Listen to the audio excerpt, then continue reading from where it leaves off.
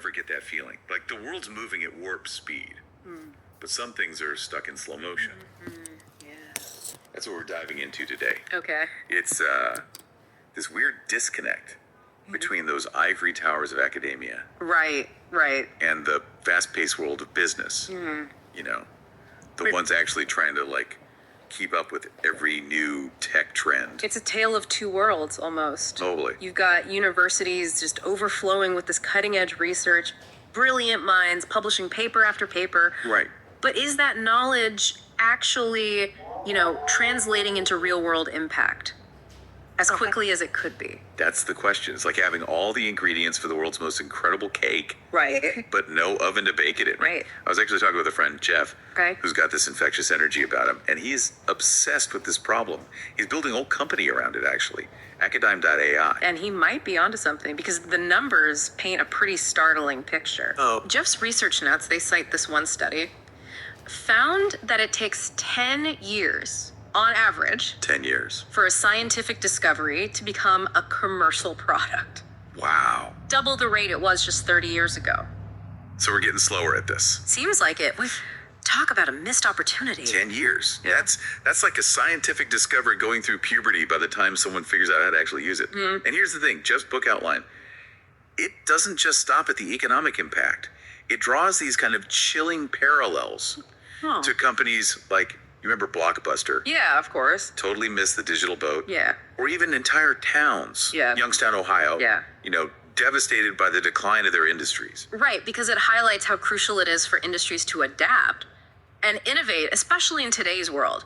Inability to bridge this gap between groundbreaking research and real-world application could be a disaster. Okay, so we've established this is a big deal, this gap.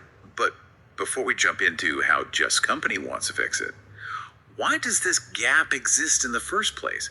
It's not like businesses don't want incredible new tech, right? No, it's complicated, right? No easy answers. Sure. Part of it is just the nature of academic research itself. Okay. Prioritizes rigor, peer review, Yeah. not so much speed or commercial viability. Right. Then you've got the language barrier, so to speak. Oh, I see, yeah. Academics and business people, they often speak totally different languages. We got different universes sometimes. Makes communication a challenge. Yeah, you're not kidding. Plus, let's be honest, scrolling through pages of dense academic journals, Right. not exactly a Friday night. Exactly. And on top of that, you've got the challenges of intellectual property rights funding models. Oh, yeah, right. Often very siloed nature of universities themselves. It's a recipe for a disconnect. It's like trying to order a pizza using only scientific jargon. You might eventually get your pepperoni, Right. but it's going to be a long and frustrating process. A very accurate analogy. It's really no wonder that this gap is still here. So we've got this chasm between these two worlds. Yeah. But before we get to Jeff and his AI-powered bridge building, what does it even look like right now, navigating this? How do companies even find the research they need? It's a bit of a wild west out there, to be honest. Really? Some companies, they've got these dedicated R&D departments, resources to go out and scout for promising research. Okay. But for smaller companies, it could just be endless Google searches, going to conferences, Word of mouth, probably. networking, hoping to bump into the right academic circles. That sounds like a full-time job just to find the right person. It often is. And even when you make that connection, navigating the collaboration, the contracts, the knowledge transfer, Right. in a minefield.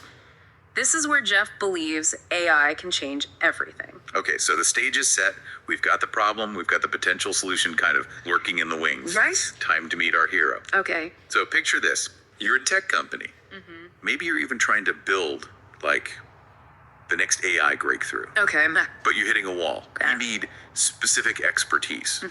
The kind that's probably buried in some dusty academic paper somewhere. Yeah. But who has time to go on a scavenger hunt through all that research? Exactly. And that's the pain point that Jeff's tackling head on with Acadigm.ai. Okay. Remember those articles you shared about AI disrupting every industry under the sun? Yeah. Jeff's note suggests this whole academia industry disconnect might be one of the biggest roadblocks Oh, wow. to AI reaching its full potential. Yeah. His company, they want to be the bridge. Okay, so instead of relying on, pure luck Right. or hiring an army of research assistants, Yeah.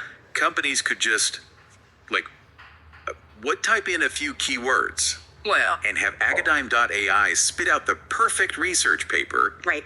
and the expert who wrote it. It's even more nuanced than that. Imagine a platform that doesn't just connect keywords, Right. but actually understands Okay. the concepts, the context of both Yeah. the business side and the academic research. Wait, hold on. Are we talking about AI that can actually read and comprehend This is scientific papers? Yeah. Because that sounds a little sci-fi, even for me. cutting edge for sure. Yeah. No doubt about that. Okay. But Jeff's notes get into the weeds a bit on how Acadigm.ai works. Okay. They're using a combination of natural language processing, machine learning. Nice.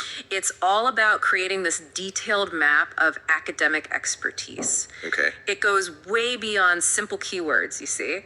So, like, Think of it this way. okay. Remember those like eerily accurate recommendations you get Oh, yeah. on Spotify, Netflix, Acadigm.ai? They want to do that, Really? but for scientific knowledge. Okay, that's pretty cool. I'm sold on the concept. Okay. But, like, how does it work practically? Is this an app? A website? A direct line to professors' brains? Laphis. It's more like Okay. think of it like a specialized professional networking platform. Okay. But instead of resumes, you've got algorithms Right. crunching through research publications, conference proceedings, Yeah. patents, you name it. Wow. Even grant proposals. Oh, that's pulling from all over the place. Exactly. Okay. The platform would then let businesses search for that very specific expertise. Okay.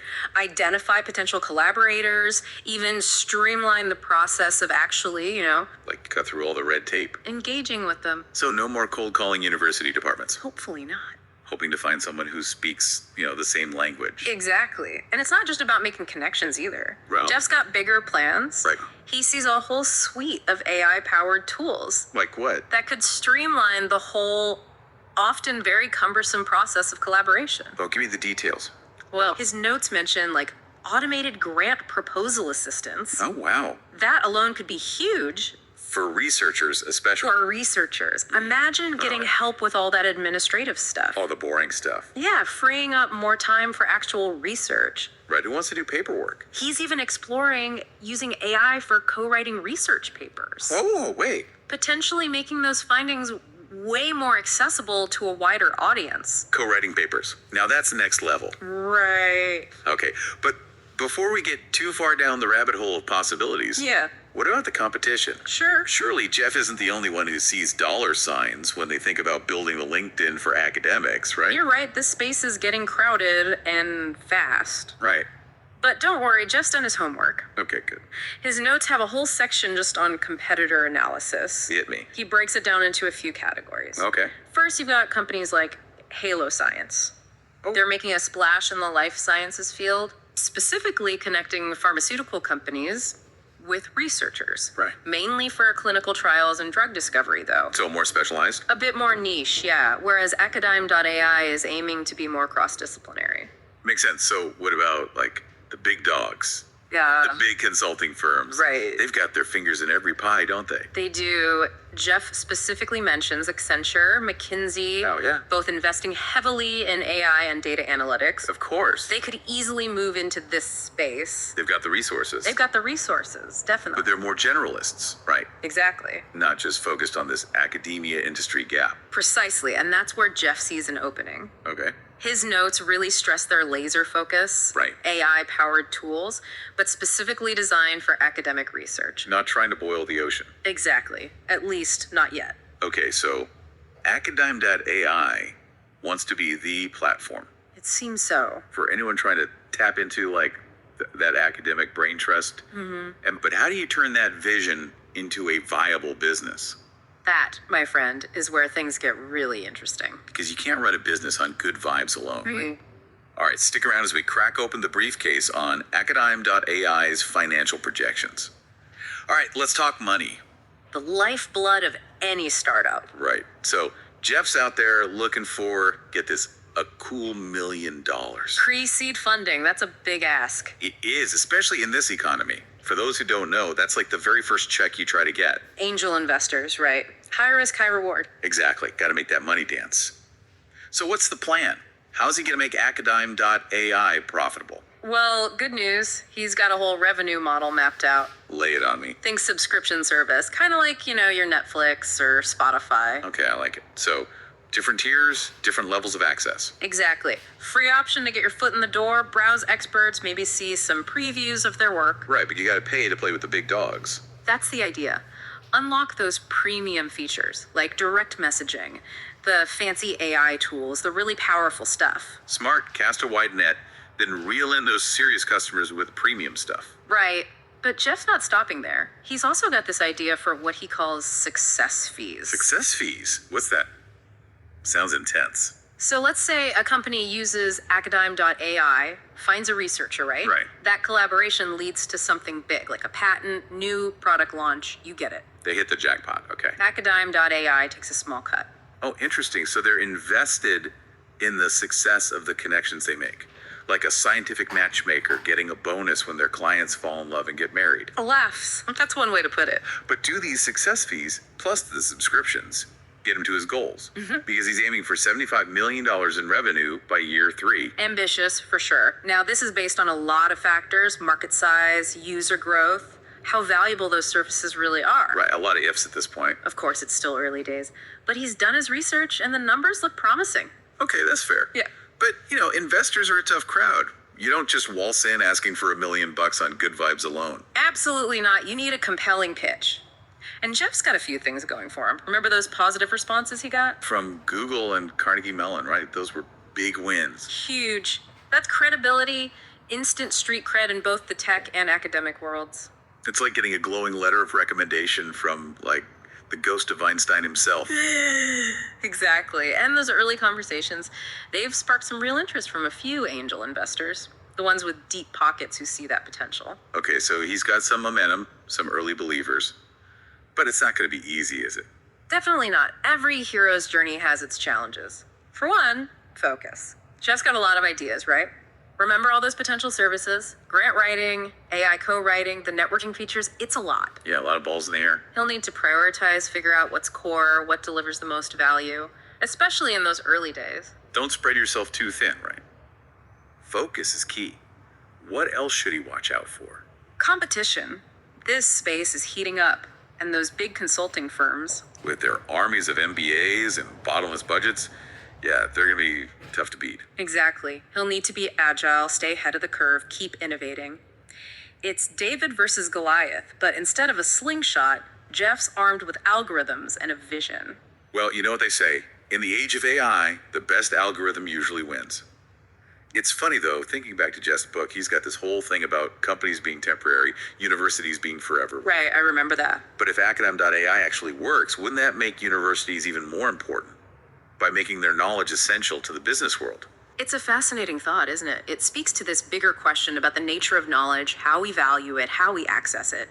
Regardless of whether Acadigm.ai becomes the LinkedIn for academics, they've definitely tapped into something important. This whole deep dive into Jeff's world, it just highlights this need for a stronger bridge between those ivory towers and the real world. And who knows, maybe, just maybe, AI is the key. Well, there you have it. A glimpse inside the exciting, often chaotic, always unpredictable world of a startup trying to change the game. We've dug through the notes, we've analyzed the competition, and we've explored the financial projections. But ultimately, only time will tell what the future holds for Acadigm.ai. This is just the tip of the iceberg, though. We encourage you to keep exploring. Who knows, maybe you'll be the one to build the next bridge between two seemingly different worlds.